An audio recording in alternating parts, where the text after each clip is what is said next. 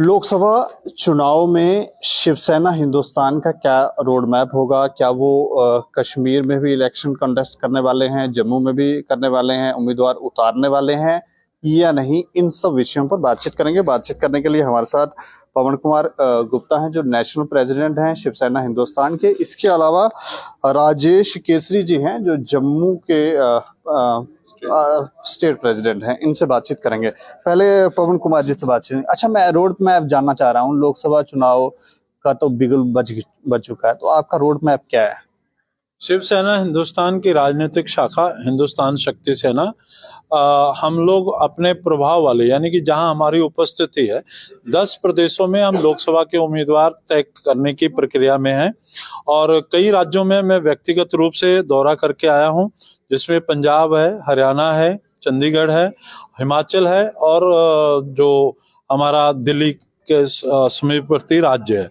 तो उसके अलावा मैं कल जम्मू के दौरे पे आया और कल भी एक मीटिंग हुई और आज भी एक 11 बजे से लेके 12:30 बजे तक बैठक हुई।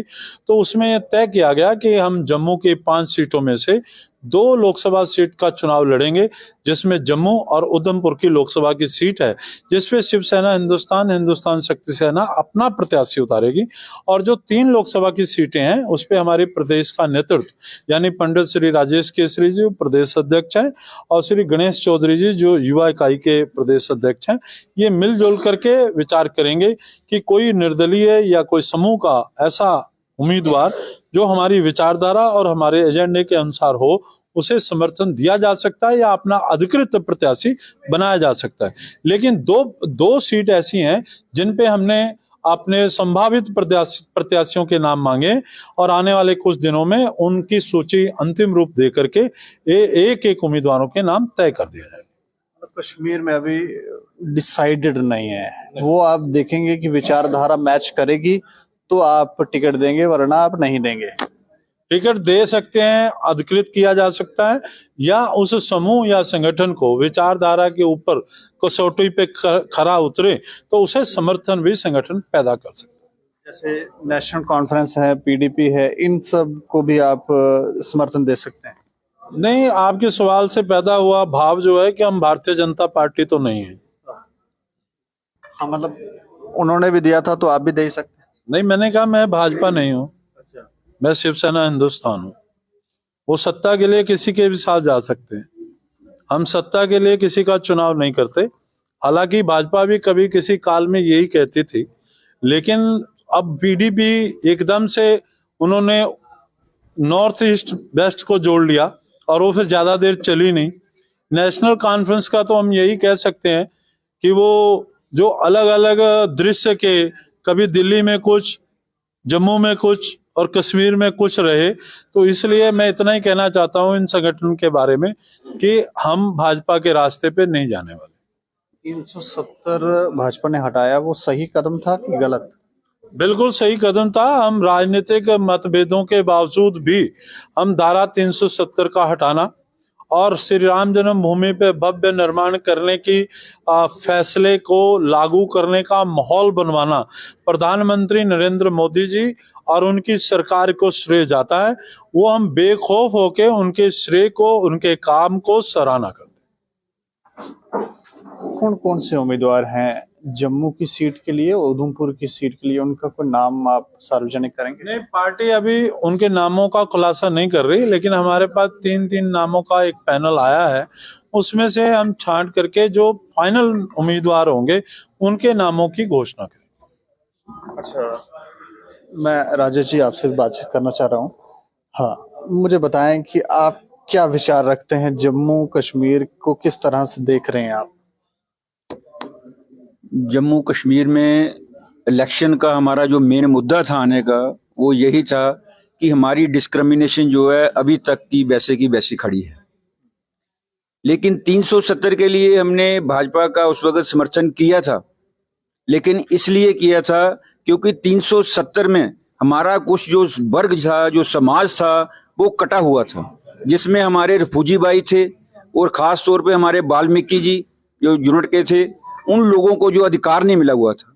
वाल्मीकि समाज के साथ इतना धक्का हो रहा था कि वाल्मीकि समाज के लोगों को, उनके बच्चों को नौकरी करने का अधिकार नहीं था। धिक्कार है ऐसी गवर्नमेंटों को जिन्होंने ऐसे कानून पास किए, धिक्कार है, क्योंकि उन लोगों ने ये पास कर रखा था कि वाल्मीकि के जो बच्चे होंगे केवल सफाइयों के लिए जो है सफाई कर्मचारी ही नौकरी लगेंगे। वो धिक्कार है उन गवर्नमेंटों पे जो पिछली गवर्नमेंट थी, अब भी हैं, जो 14 से भी आए, उन लोगों ने भी इस अधिकार को ठीक नहीं किया। लेकिन 370 इसीलिए हमने मदद की इनकी कि 370 में ये अधिकार आ रहे थे, इन अधिकारों को तोड़ने के लिए, वाल्मीकि समाज को हमने जो अधिकार दिलाने के लिए और रिफ्यूजियों को अधिकार दिलाने के लिए 1947 से आई और रिफ्यूजी जो बेचारे आज भी भड़क रहे हैं, रिफ्यूजियों को अधिकार नहीं दिया। वो जम्मू कश्मीर के होने के बावजूद भी, जम्मू कश्मीर के होने के बावजूद भी उन रिफ्यूजियों को जम्मू कश्मीर में अधिकार नहीं दिया गया। क्यों नहीं बोले ये लोग? एनसी पीडीपी इन्होंने तो राजाओं से जैसा अपना अधिकार बना रखा था। पहले शेख अब्दुल्ला आ गया, फिर फारूक अब्दुल्ला आ गया, फिर अमर अब्दुल्ला आ गया, अब उसका भी एक बच्चा आ जाएगा यहाँ पर नौकरी का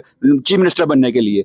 मैं इन ऐसी पार्टियों को धिक्कारता हूं, ऐसी पार्टियों के साथ हम कभी नहीं जाएंगे कि जो अधिकार जो है पारिवारिक पार्टियां बना रखी हैं। हम बाकी पार्टियों की बात नहीं कर रहे, लेकिन इस पार्टी ने जो है जम्मू कश्मीर में राजाओं जैसा अपना हालात बना रखा, हमने वो भुगता हुआ है। जहां पर हम सिक्योरिटी में कहीं जाते थे तो वहां पर अंदर जो है कश्मीरियों को लगा रखा था, हमें 2-2 घंटे वहां इंतजार कर जाएगा, जानबूझ के बैठाया जाता था। मोनोपोली तो भाजपा ने 370 हटा के खत्म कर दिया। नहीं, अभी भी खत्म नहीं, अभी भी नहीं, अभी भी वो जो है वो नहीं खत्म हुई। आज भी वो डिस्क्रिमिनेशन ऐसे की ऐसी चल रही है। आज भी आप दफ्तरों में चले जाओ, कश्मीरियों का योगदान आज भी उतना ही है जितना आज आप सिक्योरिटी में दफ्तर में चले जाओ, यूनिवर्सिटी में चले जाओ, आप एक भी डोगरा बताओ कोई चेयरमैन है? मैं आपसे भी प्रश्न करना, आप भी जाओ यूनिवर्सिटी में, देखो जाके जितने भी एचओडी, जितने भी वहां पर ऊंची पदों पर बैठा रखे हैं, आज भी आपको कश्मीरी मिलेंगे, चाहे किस किस्म का कश्मीरी है, लेकिन कश्मीरी ही मिलेंगे।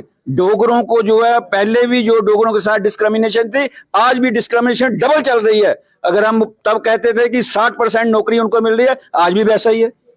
आप बताएं कि हमें डोगरों को नौकरी मिल रही है, जो अगर कोई पुलिस की भर्ती होती है वो कैंसिल हो जाती है, कोई बच्चे बेचारे हैं तो वो कैंसिल हो जाता है। बेचारे जो डेली वेजर हैं बेचारे, वो उनके बच्चे भी बड़े हो गए हैं। जो डेली वेजर जो है 20 साल का भर्ती हुआ था, आज उनके बच्चे 20 साल के हो गए हैं उन डेली वेजरों के। मैं इन सरकारों से पूछना चाहता हूं कि 1500 रुपया में मैं गवर्नर को तनख्वाह देता हूं, 1500 रुपए, अगर मैं राष्ट्रपति होता तो 1500 रुपए मैं गवर्नर को तनख्वाह देता हूं। मैं उसको कहता हूं अपने कपड़े सिलवा के दिखा 1500 रुपए में अपने, या दूध पी के अपने बच्चों को दूध पिला दे 1500 रुपए में। 1500 रुपए में कैसे गुजारा चलेगा? ये गवर्नमेंट है क्या? ये अंधी गवर्नमेंट है ये। हम इन चीजों के विरोध के लिए आज इलेक्शन में हमें आना पड़ा। मैं जिंदगी में मैं कसम खाई थी कि मैं इलेक्शनों में खड़े नहीं होऊंगा, लेकिन ऐसी हरकतें इनकी देख के हम चाहते हैं कि ये पावरों में आके ये भूल जाते हैं सब कुछ।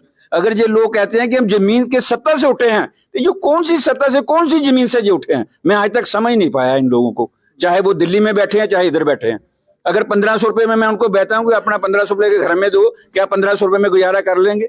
दूसरी तरफ हम देखते हैं कि हमारे कश्मीरी भाई आए, लारे पे लारा उनको लगाया जा रहा है, ये कश्मीर में बसाएंगे, इधर लाएंगे। आज तक कोई कॉलोनी नहीं बसाई। जो कॉलोनी के 4-5 क्वार्टर बनाए थे, जो पीछे आपके पत्रकारों के माध्यम से हमें पता लगा कि उनके दरवाजे जो है चोर उतार के ले गए, उनके दरवाजे चोर उतार के ले गए हैं, वहां उल्लू बैठे हुए हैं अंदर।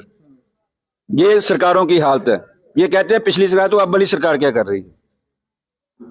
हम इसके चीज का कहते हैं कि 370 मैंने आपको बताया किस लिए तोड़ी, लेकिन इन सरकारों को सीधा करने के लिए हम आए हैं। चाहे कोई भी पार्टी हो, हमारा समर्थन उसी पार्टी को होगा जो हमारे एजेंडे पे चलेगा। चाहे कोई सीधी सीधी टक्कर आपकी प्रधानमंत्री से है, क्योंकि वो लोग वोट, मैंने ये नहीं कहा कि प्रधानमंत्री, हमारी लड़ाई विचारधारा की हमने लड़ाई है। विचारधारा नहीं, मैं कह रहा हूँ जो भी आप उम्मीदवार उतारने वाले हैं, तो भाजपा को, क्योंकि लोग वोट प्रधानमंत्री को देने वाले हैं। बाकी पार्टियां क्या करेंगी? जो चुनाव आयोग से रजिस्टर्ड पॉलिटिकल पार्टियां हैं, एनसीपी है, एनसी है, और महबूबा मुफ्ती जी की पार्टी है, कांग्रेस है, तो ये भी तो मैदान में रहेंगे। हम तो अपना एजेंडा और विचारधारा लेके जा रहे हैं।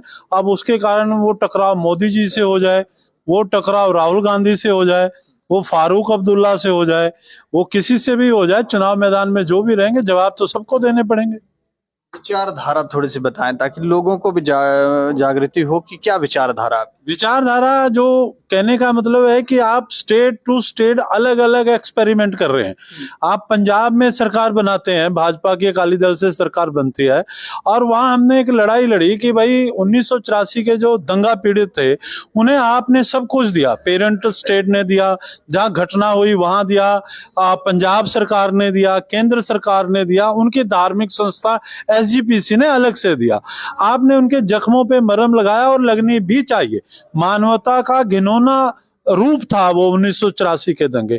लेकिन पंजाब में जब खालिस्तानियों ने, आतंकवादियों ने बसों से उतार करके और चिन्हित करके लाइन में खड़ा करके मारा कि ये हिंदू हैं, एक लाइन में खड़ा करके मारा, डिलवा बस कत्ल कांड हुआ, पातड़ा बस कत्ल कांड हुआ, तो इसमें हिंदुओं को जब मारा गया, 35,000 आतंकवाद पीड़ित जो सरकारी नोटिफिकेशन में दर्ज हुए, जिसकी हमने लड़ाई लड़ी, तो कैप्टन अमरिंदर सिंह की कांग्रेस सरकार ने मजबूर होकर के 781 करोड़ रुपए का पैकेज दिया और बहाना लगा दिया कि ये रकम हमें सेंट्रल सरकार दे, तो हम पंजाब के टेररिस्ट विक्टिम हिंदुओं को देना चाहते हैं। उनकी सरकार चली गई, उन्होंने उस समय के प्रधानमंत्री मनमोहन सिंह जी को चिट्ठी लिख दी। हमने भी प्रयास किया, हमें जवाब मिला कि हम कंटिन्यू इस पे विचार कर रहे हैं। उसके बाद अकाली भाजपा की सरकार आई, 2 टर्म अकाली भाजपा रही। भाजपा के जितने मंत्री और विधायक रहे, किसी ने विधानसभा के किसी सेशन में एक बार भी आवाज नहीं उठाई, मंत्रिमंडल की किसी मीटिंग में एक बार आवाज नहीं उठाई। अपने हितों की लड़ाई लड़ते रहे कि हमें बड़ा पोर्टफोलियो मिलना चाहिए, लेकिन पंजाब के आतंकवाद पीड़ित हिंदुओं की बात नहीं की। इसी तरह कश्मीर घाटी के अंदर जिन्होंने पाकिस्तान के इशारे पे आतंकवाद का तांडव नचाया, जिन्होंने कश्मीरी पंडितों का कत्लेआम किया, प्रॉपर्टियां लूट ली, उनको आप राष्ट्रीय मुखधारा में लाने के लिए अरबों रुपए का पैकेज दे रहे हो, उनको खुश करने का प्रयास कर रहे हो। लेकिन आप कितने कश्मीरी पंडितों को कश्मीर में बसा पाए? कितने कश्मीरी पंडितों की आपने प्रॉपर्टियां रिलीज करा दी जिन्होंने उन्होंने जबरदस्ती दबा ली? तो ये 2 स्टेट में आप जो विचारधारा लेके गए, वो राष्ट्रवाद की विचारधारा विपरीत कैसे हो गई? कैसे आप पंजाब के 35,000 आतंकवाद पीड़ित हिंदुओं को भूल गए? कैसे कश्मीर घाटी में अंदर आप रेलवे परियोजना ले जा सकते हो? रेलवे परियोजना का उद्घाटन करने के लिए प्रधानमंत्री जा सकते हैं, बक्सी स्टेडियम में हम इतनी बड़ी रैली कर सकते हैं। तो कारण क्या है? सत्ता होने के बावजूद भी सेंटर में और स्टेट में आप एक भी कश्मीर घाटी के अंदर कश्मीरी पंडितों की कॉलोनी निर्मित नहीं कर पाए। आप तो जो वहां तबादला करके जो मुलाजिम गए, उनकी आप सुरक्षा नहीं कर पाए, टारगेट किलिंग नहीं रोक पाए। तो ये हमारी विचारधारा एजेंडा है कि ऐसा क्यों? मतलब आप ये कह रहे हैं कि अलग अलग स्टेट्स में हाथी के दांत दिखाने के और खाने के और ही यहाँ पर चल रहे हैं। शब्द ये आपके हो सकते हैं, शब्द आपके ये हो सकते हैं, आपकी बातों से ये लग रहा है। हम ये कह रहे हैं कि ये एक ऐसा राष्ट्रवाद है, एक ऐसा हिंदुत्ववाद है जहां जाकर के आप भूल गए, घाटी में भूल गए और पंजाब में भूल गए। पंजाब में आप अब एक्सपेरिमेंट फिर रिपीट करना चाह रहे हैं कि हम दोबारा से भाजपा अकाली इकट्ठे हो जाएं तो सत्ता का जो सुख है वो प्राप्त हो जाए। 35,000 हिंदू तो नहीं आपके एजेंडे पे। जिस हिंदुत्व की कल्पना आप अयोध्या में करते हो, तो पंजाब में क्यों भूल गए? यही कारण है। तथ्य नोट करें प्रधानमंत्री कि आपकी लहर शंभू बैरियर के अंदर नहीं आती। आप कोई भी चुनाव के आंकड़े निकालो, पंजाब में नहीं आप एंटर होते, क्योंकि पंजाब का हिंदू ये मानता है कि पूरे देश में आप हिंदुत्व और राष्ट्रवाद कर रहे हो, पंजाब की धरा पे और धरती पे आके आप भूल जाते। आपको लगता है कि आपकी ये विचारधारा जम्मू कश्मीर में चलेगी? नहीं, विचारधारा तो हम लेके आएंगे, जनता में जाएंगे, जनता तय करेगी कि विचारधारा हमारी चलेगी कि किनकी चलेगी। हम भी नहीं चाहते कि जिन्होंने रामलला के मंदिर बनाए उनका हार का टिकरा हमारे पर आए, लेकिन हम ये भी नहीं चाहते कि निरंकुश शासन पैदा हो जाए। कैंडिडेटों के नाम कब तक अनाउंस करेंगे आप? लगभग 4-5 दिनों में हम लोग पूरे देश में जो 10 राज्यों में लड़ रहे हैं उस सबकी लिस्ट है। तो भाजपा के कार्यकाल से ये संतुष्ट और खुश नहीं है, इसलिए ये अब स्वयं मैदान में उतरना चाहते हैं। अब कैंडिडेट कब अनाउंस करेंगे वो तो ये स्वयं बता देंगे, लेकिन विचारधारा को लेकर ये लोगों के बीच में जाना चाहते हैं। इस पर आप राय रखें और देखते रहें दैनिक समाचार। मुझे और मेरे सहयोगी राजीव गुप्ता को दें इजाजत। नमस्कार।